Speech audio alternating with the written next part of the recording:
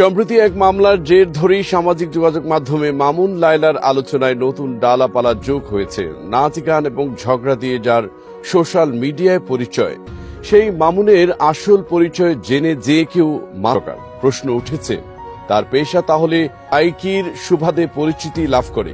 বাংলাদেশে এসব অ্যাপ জনপ্রিয়তার পেছনে তাই মামুনের বড় ভূমিকা আছে। নিজে মামুন নাচও শিখেছিলেন, সেই নাচের ভিডিও অনলাইনে শেয়ার দিতেন। যদিও শুরুতে প্রিন্স মামুন বা অপু ভাইয়ের মতো টিকটকারদের নিয়ে মেইন স্ট্রিম মিডিয়ায় তেমন আলোচনা হতো না। মামুনদের ছবি বা ভিডিও দেখলে অনেকে হেসে উড়িয়ে দিত, কিন্তু হঠাৎ করেই সেই সময়ে পরিবর্তন এসেছে।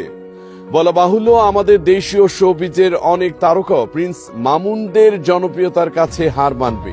প্রিন্স মামুন ও লায়লা আখতার টিকটকের আলোচিত নামের জায়গা কেড়ে নিয়েছে। ফেসবুক, ইউটিউবের সামাজিক মাধ্যমে বিনোদন ভিত্তিক কন্টেন্ট বানিয়ে মামুন লায়লা বরাবরই আলোচনায় ছিলেন। যদিও তাদেরকে নিয়ে শুরু থেকে সমালোচনার গুঞ্জনও বেশি শোনা যায়। লায়লা কখনো ঝগড়া করত, তো কখনো মামুনের নামে টাকা নেওয়ার অভিযোগ তুলত, আবার কখনো মামুনের নামে লায়লার শারীরিক আঘাতেরও অভিযোগ তুলে চাঞ্চল্য সৃষ্টি করেছেন। তবে এবার সব ছাপিয়ে লায়লা মামুনের নামে বিয়ের প্রলোভনে শারীরিক আঘাতের মামলা করেছেন। অভিযোগে লায়লা উল্লেখ করেন, মামলার বিবাদী আব্দুল আল মামুন ওরফে প্রিন্স মামুনের সঙ্গে আমার গত 3 বছর আগে সামাজিক মাধ্যম ফেসবুকে পরিচয় হয়। পরিচয়ের এক পর্যায়ে মামুন আমাকে বিয়ে করবে মর্মে প্রলোভন দেখিয়ে আমার সঙ্গে প্রেমের সম্পর্ক স্থাপন করে। সেখানে তিনি আরো লিখেছেন, সে আমাকে জানায় তার ঢাকায় থাকার মতো নিজস্ব কোনো বাসা নেই। যেহেতু প্রেমের সম্পর্ক সৃষ্টি হয় এবং মামুন আমাকে বিয়ে করবে বলে জানায়, তাই তার কথা সরল মনে বিশ্বাস করে তাকে আমার বাসায় থাকার অনুমতি দেই। 2022 সালের 7 জানুয়ারি মামুন তার মাকে সঙ্গে নিয়ে আমার বাসায় এসে বসবাস করতে থাকে।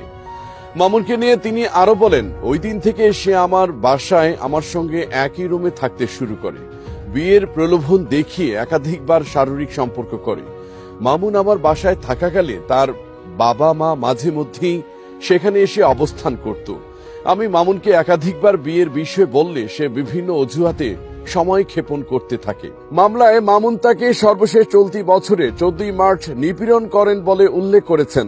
জানা যায়, পরবর্তী সময়ে লায়লাকে বিয়ে করার বিষয়টি নিয়ে কথা উঠলেই নাকি তিনি ক্ষিপ্ত হয়ে ওঠেন। ফলস্বরূপ মামুন লায়লার বিরুদ্ধে বিভিন্ন খারাপ ভাষা ব্যবহার করত।